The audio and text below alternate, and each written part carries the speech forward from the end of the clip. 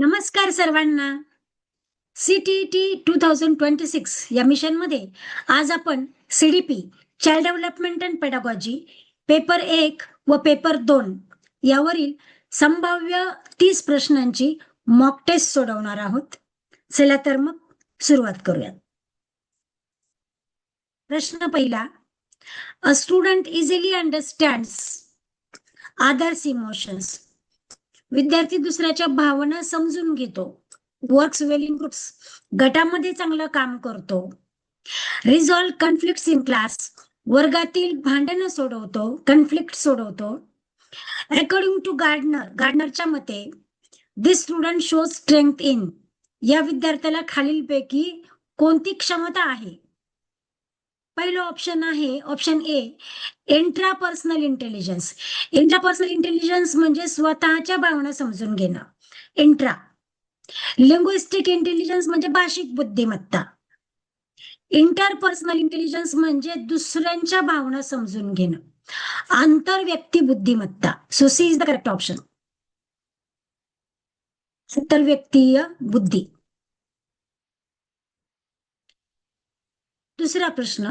A teacher allowing student to choose between drawing, writing, dramatising or composing a song to express learning is applying. शिक्षक विद्यार्थ्यांना drawing, writing, ड्रामॅटायझिंग किंवा composing a song यापैकी कोणतेही एक learning जे आहे ते निवडायला सांगतात. कोणती एक कृती निवडायला सांगतात. म्हणजे या ठिकाणी शिक्षकांचा अप्रोच कोणता आहे? ऑप्शन ए काय सांगताय? बिहेवियरिझम. बिहेवियरिझम म्हणजे काय? व्यवहारवाद, वर्तनवाद. Bloom's taxonomy.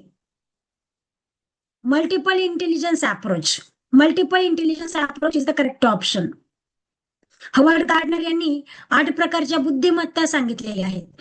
कोणत्याही विद्यार्थ्यांमध्ये कोणत्याही प्रकारची वेगवेगळी बुद्धिमत्ता असते आणि म्हणून आपल्याला बहुबुद्धी दृष्टिकोन ठेवायला हवा. मल्टिपल इंटेलिजन्स अप्रोच किंवा बहुबुद्धी दृष्टिकोन. तिसरा प्रश्न. Which of the following statements is not consistent with Gardner's theory of multiple intelligence. Gardner यांनी जी मल्टिपल इंटेलिजन्स किंवा बहुबुद्धिमत्तेची जी थेअरी मांडली आहे त्यापैकी खालीलपैकी कोणतं ऑप्शन त्याच्याशी रिलेटेड नाहीये, सहमत नाहीये? इंटेलिजन्स कॅन बी डेव्हलप्ड म्हणजे बुद्धिमत्ता ही डेव्हलप होते. हे बरोबर आहे. गार्डनर यांच्या मते जसजसे आपला एक्सपिरियन्स वाढतो, वय वाढते, आपली ग्रोथ होते, त्यानुसार बुद्धिमत्ता ही विकसित होत जाते. Option B, intelligence is a single general ability. Gardner यांच्या मते व्यक्तीमध्ये वेगवेगळ्या प्रकारच्या बुद्धिमत्ता असतात, त्यामुळे इंटेलिजन्स ही काही सिंगल जनरल ॲबिलिटी नाही. त्यामुळे B is the correct option. This is not consistent to Gardner's theory. गार्डनरच्या थेअरीप्रमाणे हे योग्य नाही. बुद्धिमत्ता ही एक सामान्य क्षमता आहे, कारण गार्डनर यांच्या मते व्यक्तीमध्ये वेगवेगळ्या प्रकारच्या बुद्धिमत्ता असतात, त्यामुळे B is the correct option. According to Vygotsky, learning is most effective when. Vygotsky यांच्या मते शिकणं हे अधिक परिणामकारक असतं कोणत्या वेळेला? Task are below child's ability. दिलेलं काम हे विद्यार्थ्याच्या ॲबिलिटीच्या किंवा क्षमतेपेक्षा कमी असतं. दुसरं काय आहे? Task are about child's ability. दिलेलं काम हे विद्यार्थ्याच्या क्षमतेच्या पेक्षा अधिक असतं. जर दिलेलं काम विद्यार्थ्याच्या क्षमतेपेक्षा कमी असेल तर तो लवकर सोडवेल. जर दिलेलं काम विद्यार्थ्याच्या क्षमतेपेक्षा अधिक असेल तर त्याला ते जमणार नाही. म्हणजे हे दोनही ऑप्शन चुकीचे आहेत. Task are within ZPD with guidance. ZPD म्हणजे zone of proximal development. Zone of proximal development हा अत्यंत महत्वाचा कॉन्सेप्ट वायगॉट्स्की यांच्या सिद्धांतामध्ये आहे. त्यामुळे झेडपीडी म्हणजे झोन ऑफ प्रॉक्सिमल डेव्हलपमेंट म्हणजे असा झोन की ज्यामध्ये विद्यार्थ्याला शिकताना किंवा कोणतेही स्किल आत्मसात करताना शिक्षक किंवा त्यांच्यापेक्षा जे काही मोर नॉलेजेबल लोक असतात ते मदत करतात, तात्पुरती मदत करतात, मार्गदर्शन करतात. त्यामुळे C is the correct option. Tasks are within ZPD with guidance. ZPD में मार्गदर्शन के साथ हो. A child with normal intelligence but difficulty in reading is likely to have. विद्यार्थ्याची इंटेलिजन्स म्हणजे बुद्धिमत्ता जी आहे ती सामान्य आहे, पण त्याला वाचनामध्ये अडचण येते, वाचनामध्ये डिफिकल्टी आहे, रिडिंग मध्ये डिफिकल्टी आहे. मग ही जी लर्निंग डिसॅबिलिटी आहे, ही जी अध्ययन क्षमता आहे ती कोणती? पहिलं ऑप्शन आहे डिस्ग्राफिया. डिस्ग्राफिया असलेल्या विद्यार्थ्यांना लिहिताना अडचण येते. दुसरं आहे डिस्लेक्सिया. डिस्लेक्सिया ही जी काही अध्ययन अक्षमता आहे, त्या अध्ययन अक्षमतेमध्ये विद्यार्थ्यांना वाचताना अडचण येते, म्हणजे शब्दांची जे काही साऊंड आहेत ते ओळखायला अडचण येते, शब्द अल्फाबेट्स ओळखताना अडचण येते. त्यामुळे B is the correct option, dyslexia. पठण विकार. इन्क्लुझिव्ह एज्युकेशन म्हणजे समावेशी शिक्षण is based on the belief that, हे कोणत्या कशावर अवलंबून आहे? समावेशी शिक्षा इस पर विश्वास आधारित है, इस विश्वास पर आधारित है. CWSN should be taught separately. CWSN means असे विद्यार्थी की ज्यांना चिल्ड्रन विथ स्पेशल नीड्स, ज्यांना विशेष मार्गदर्शनाची किंवा गरजेची अपेक्षा असते. CWSN should not be taught separately in inclusive education.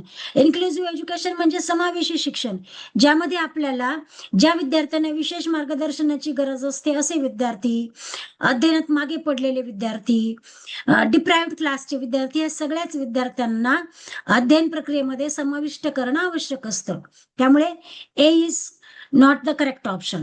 Only average learners benefit.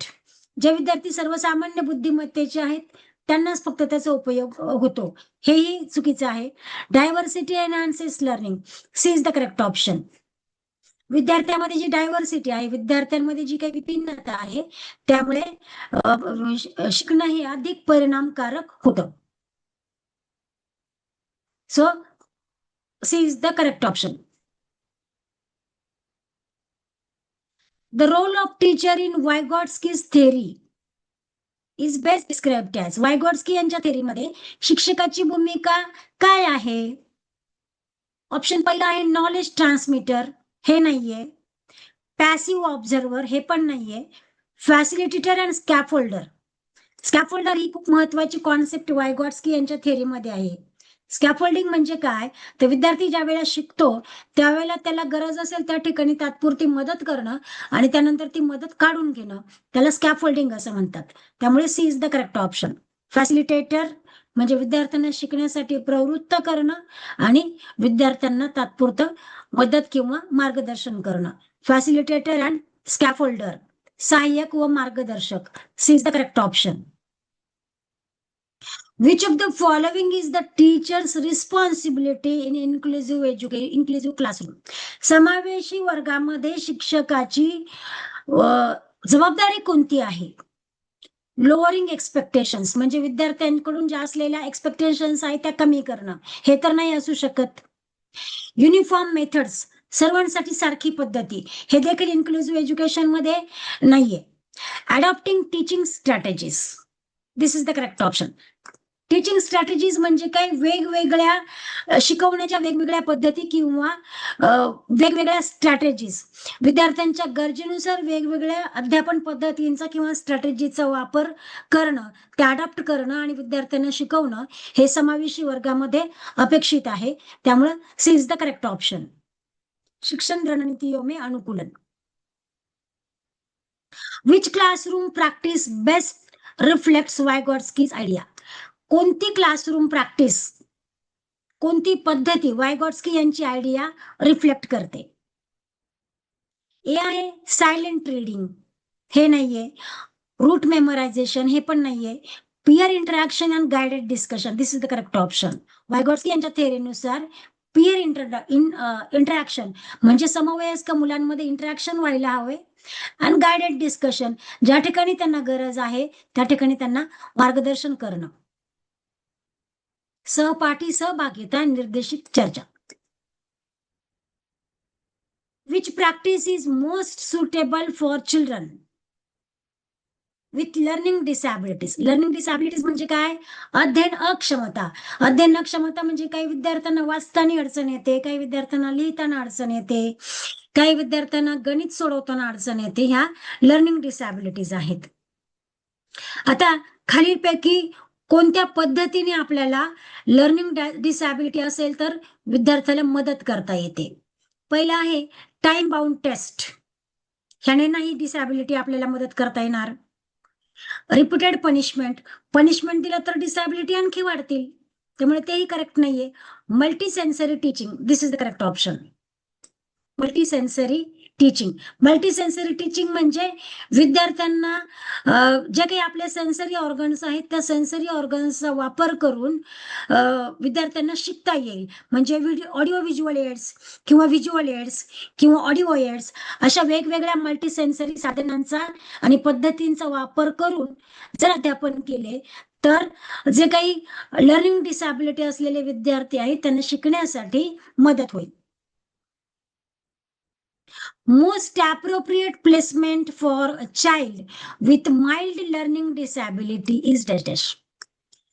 ज्यांना माइल्ड लर्निंग डिसॅबिलिटी आहे म्हणजे खूप कमी लर्निंग डिसॅबिलिटी आहे त्या विद्यार्थ्यांसाठी कोणती पद्धती उपयुक्त आहे, कोणतं टूल उपयुक्त आहे?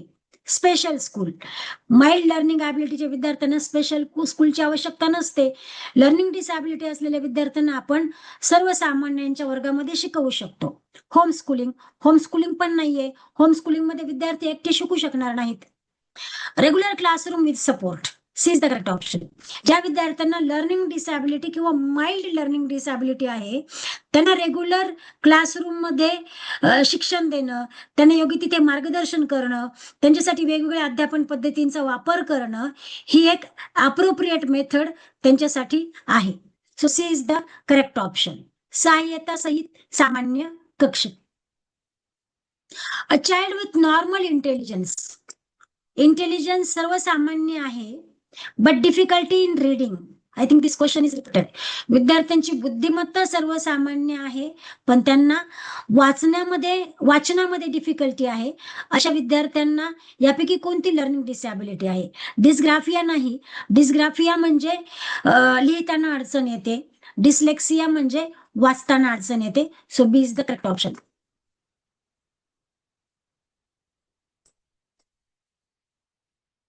Learning disabilities are. अध्ययन अक्षमता काय आहे? लर्निंग डिसॅबिलिटी क्या होती है? Due to low IQ. IQ म्हणजे इंटेलिजन्स क्वेश्चन. लर्निंग डिसॅबिलिटी ही लो आयक्यू मुळे असते, हे चुकीचं आहे. इंटेलिजन्स क्वेश्चन ही वेगळी कॉन्सेप्ट आहे. इंटेलिजन्स क्वेश्चन कमी असेल तर लर्निंग डिसॅबिलिटी क्रिएट होत नाहीत.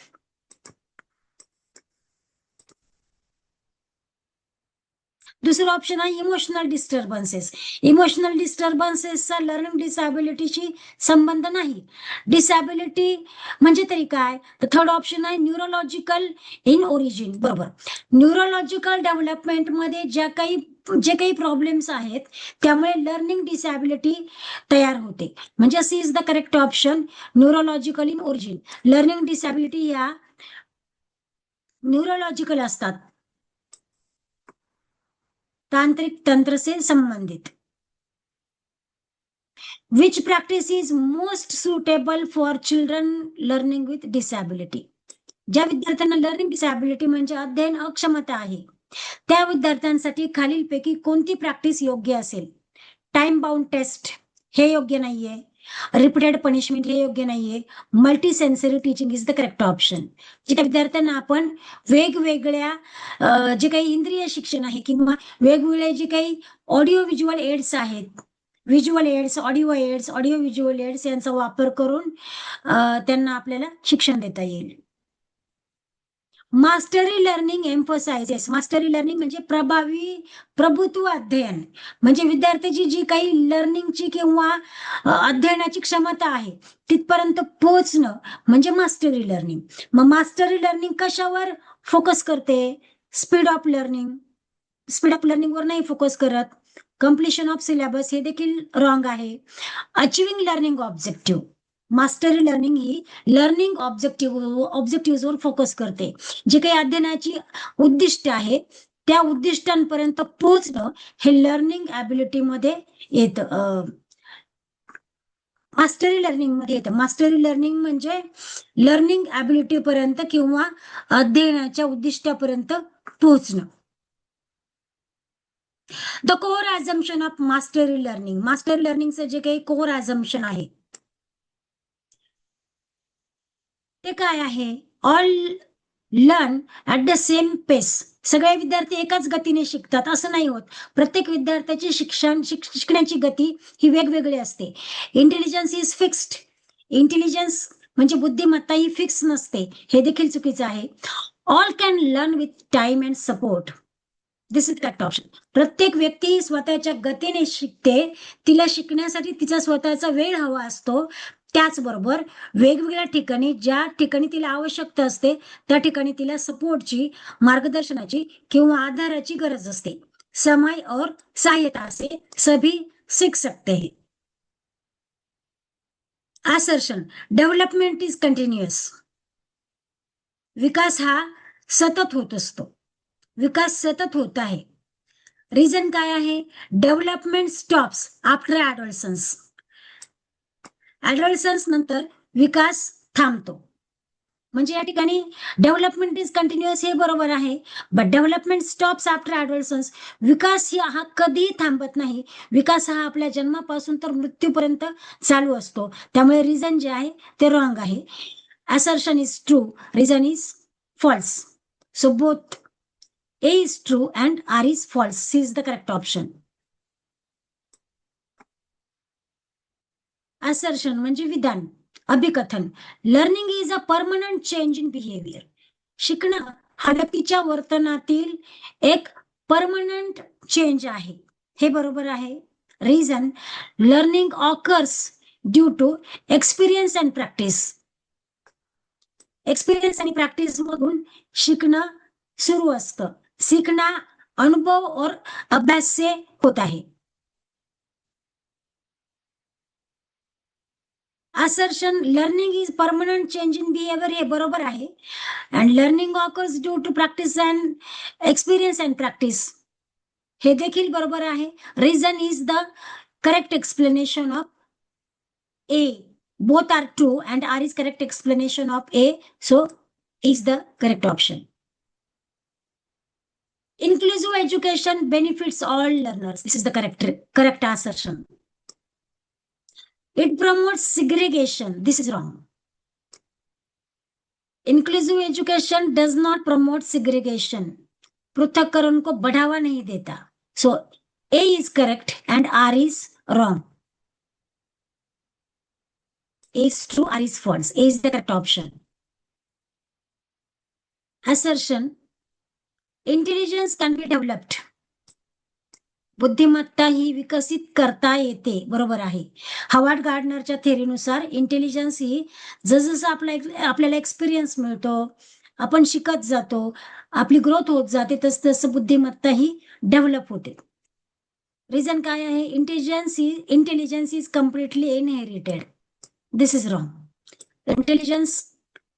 Intelligence is completely inherited. This is wrong. So A is true and R is false. बुद्धिमत्ता ही अनुवंशिक किंवा वंशागत नसते. बुद्धिमत्ता ही प्रत्येक व्यक्ती गणिक असते आणि ती आपल्याला डेव्हलप करता येते. Development from head to toe is called. सिर से पैर तक, डोक्यापासून पायापर्यंत जो विकास होतो त्याला काय म्हणतात? प्रॉक्झिमोडिस्टल नाही. प्रॉक्झिमोडिस्टल प्रिन्सिपल आपल्याला काय सांगते की जो विकास शरीराच्या मध्यवर्ती भागाकडून पेरिफेरीकडे होतो त्याला प्रॉक्झिमोडिस्टल असं म्हणतात. मग हेड टू टो म्हणजे पायाकडून बोटांकडे किंवा डोक्याकडून पायाकडे होणारा जो विकास आहे त्याला सिफॅलोसोडल डेव्हलपमेंटल प्रिन्सिपल असं म्हणतात. cephalocaudal development. Which factor influences development the most? Development मध्ये खालीलपैकी कोणता फॅक्टर अधिक प्रभावी आहे? Only heredity, only environment, interaction of both, schooling only. तर जे काही आपलं डेव्हलपमेंट होते त्या डेव्हलपमेंटसाठी आपल्याला हेरिडिटी आणि एन्व्हायरमेंट दोन्हीची गरज असते. त्यामुळे C is the correct option, interaction of heredity and development. During a classroom activity, a teacher praises students for efforts, encourages curiosity, and avoids comparison among the students. वर्गामध्ये classroom activity घेताना शिक्षक काय करतात? विद्यार्थ्यांनी जे काही एफर्ट्स घेतलेत, जे काही प्रयत्न केलेत त्याची प्रशंसा करतात. विद्यार्थ्यांच्या क्युरिओसिटीसाठी त्यांना एनकरेज करतात. विद्यार्थ्यांची तुलना करणं टाळतात. As a result student participate actively even without rewards. त्यामुळे काय होतं की विद्यार्थ्यांना बक्षीस जरी मिळालं नाही तरी सुद्धा ते ऍक्टिव्हिटीमध्ये ऍक्टिव्हली सहभाग घेतात. दिस क्लासरूम प्रॅक्टिस मेनली प्रमोट्स. अशा प्रकारची क्लासरूम प्रॅक्टिस काय वाढवते, काय प्रमोट करते? एक्सट्रिन्सिक मोटिवेशन म्हणजे बाह्य प्रेरणा, फिअर्ड बेस्ड लर्निंग, भीतीचा पाया असलेले अध्ययन, इंट्रिन्सिक मोटिवेशन अंतर्गत प्रेरणा, निगेटिव्ह मोटिवेशन नकारात्मक प्रेरणा. योग्य उत्तर आहे इंट्रिन्सिक मोटिवेशन. इंट्रिन्सिक मोटिवेशन म्हणजे अंतर्गत मोटिवेशन. या ठिकाणी विद्यार्थ्यांना रिवॉर्ड्स मिळत नाहीयेत, बक्षीस मिळत नाहीयेत, तरी सुद्धा ते सहभाग घेतात कारण ते आतून प्रेरित होतात. त्यांना माहिती आहे की आपण जर चांगलं काम केलं तर आपले शिक्षक आपल्याला शाबासकी देणार आहेत, आपली प्रशंसा करणार आहेत. तर ही जी काही अंतर्गत प्रेरणा आहे सहभागी होण्याची, ती अंतर्गत प्रेरणा ही या प्रकारच्या क्लासरूम प्रॅक्टिसमुळे विद्यार्थ्यांमध्ये निर्माण होते.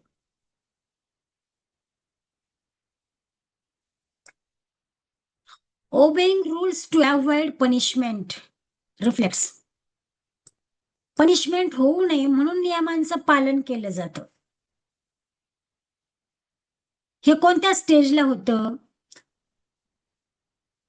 Pre conventional stage, conventional stage, post conventional stage, autonomous stage.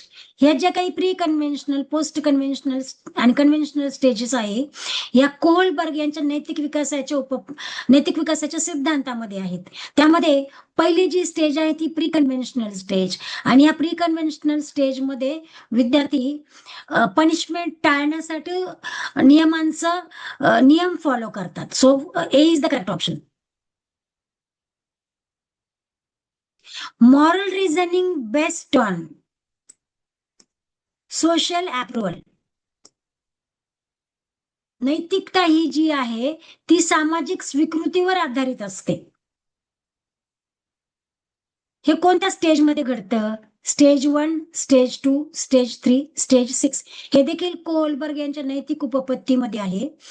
हे ज्या वेळेला मुलं काय करतात की समाजमान्य मार्गांचा वापर करतात, म्हणजे जे समाजाला मान्य आहे अशा प्रकारचं वर्तन करण्याचा प्रयत्न करतात, म्हणजेच moral reasoning based on social approval.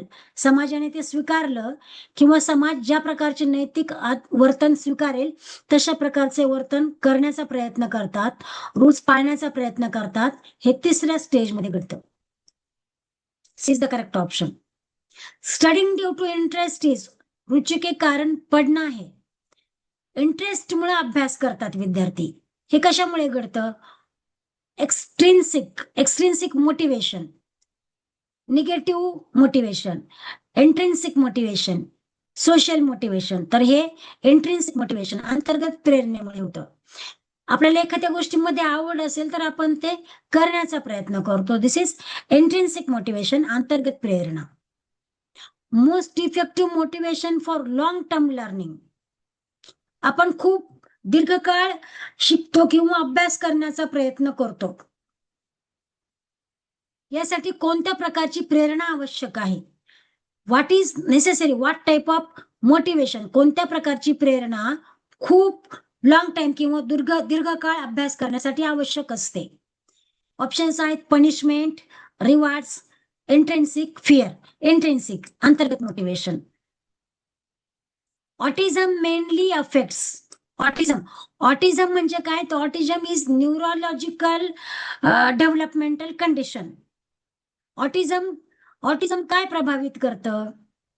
Physical growth, social and communication, vision, hearing. Social and communication.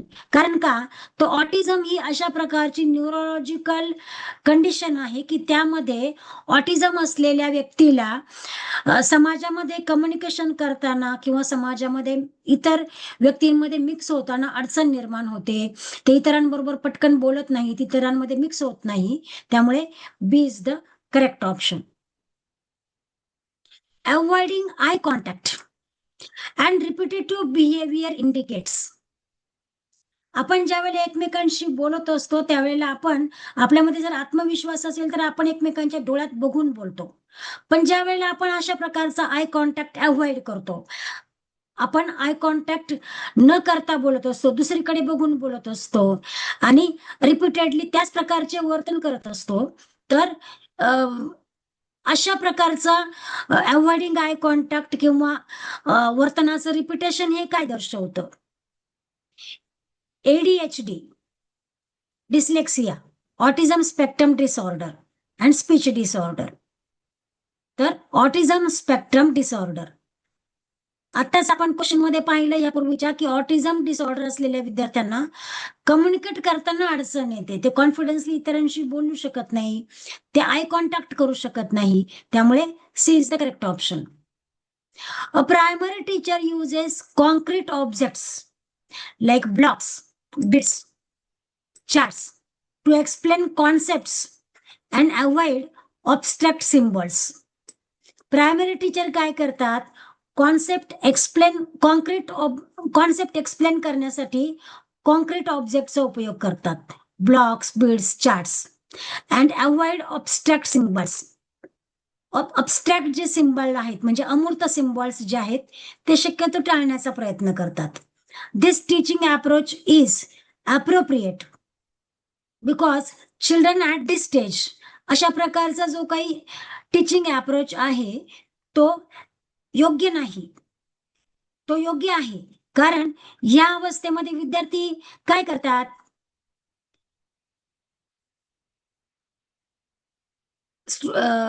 At this stage students are in pre-operational stage. Preoperational stage मध्ये हे होत नाही. Learn best through abstract reasoning, हे देखील wrong option आहे. Are in the concrete operational stage. C is the correct answer. Concrete operational stage मध्ये विद्यार्थ्यांना concrete concept शिकवण्यासाठी ऑब्जेक्टचा वापर केला जातो. So C is the correct option. Constructivism believes knowledge is. Constructivism म्हणजे ज्ञानरचनावाद किंवा रचनावाद. कन्स्ट्रक्टिव्हिजम नुसार ज्ञान हे काय आहे? नॉलेज इज ट्रान्समिटेड म्हणजे एका ठिकाणाहून दुसऱ्या ठिकाणी ट्रान्समिट झालेलं, मेमोराइज्ड पाठांतर केलेलं, actively constructed. This is the correct option. ज्ञानरचनावादानुसार विद्यार्थी स्वतःच्या ज्ञानाची रचना स्वतः करतात. They construct their own knowledge. So, C is the correct option. Which practice reflects constructivism? कौन सी गतिविधि कंस्ट्रक्टिव्हिजम दर्शाती है? खालीलपैकी कोणती प्रॅक्टिस आपल्याला कंस्ट्रक्टिव्हिजम दाखवते? लेक्चर नाही, ड्रिल नाही, problem solving and discussion. This is the correct option. Problem solving and discussion मध्ये विद्यार्थी काय करतात? स्वतःच्या ज्ञानाची रचना करतात, समजून घेतात, प्रॉब्लेम सॉल्व्ह करतात, डिस्कस करतात. हे आपल्याला कन्स्ट्रक्टिव्हिजम दाखवतं. अशा प्रकारे आपण आज 30 MCQ ची मॉक टेस्ट अभ्यासलेली आहेत.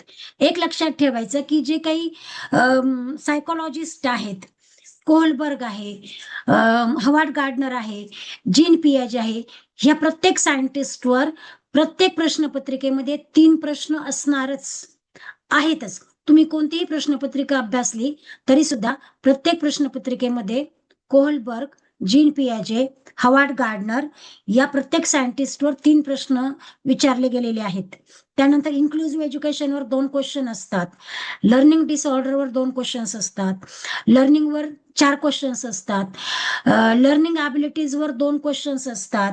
त्यानंतर मोटिव्हेशनवर एक्स्ट्रिन्सिक मोटिव्हेशन, इंट्रिन्सिक मोटिव्हेशन यावर 1 किंवा 2 क्वेश्चन्स विचारले जातात. जेंडरवर 1 किंवा 2 क्वेश्चन्स असतात. वायगॉट्स्की या सायंटिस्टनी जी काही त्यांची थेअरी मांडलेली आहे त्यावर 2 ते 3 क्वेश्चन वायगॉट्स्कीवर असतात. मास्टरी लर्निंगवर म्हणजे प्रभुत्व अध्ययनावर 1 क्वेश्चन असतो. चाइल्ड डेव्हलपमेंटल स्टेजेस यावर 2 क्वेश्चन्स डेफिनेटली विचारले जातात. सोशलायझेशन म्हणजे सामाजिकरण त्याच्यावर 2 क्वेश्चन्स असतात. कन्स्ट्रक्टिव्हिजम म्हणजे रचनावादावर 1 किंवा 2 क्वेश्चन डेफिनेट विचारले जातात. तर या पद्धतीने जर तुम्ही सीडीपीची मॉक टेस्ट सोडवली किंवा सीडीपीची तयारी केली तर तुम्हाला सीडीपी मध्ये 30 पैकी 30 मार्क्स निश्चित मिळू शकतात. पुढच्या व्हिडिओमध्ये आपण पुन्हा एकदा दुसऱ्या एखाद्या विषयावर संभाव्य प्रश्न घेऊन पुन्हा भेटूयात. तोपर्यंत सीडीपी मध्ये 30 पैकी 30 गुण कसे मिळतील ह्याचा अभ्यास करा. तोपर्यंत नमस्कार. थँक्यू.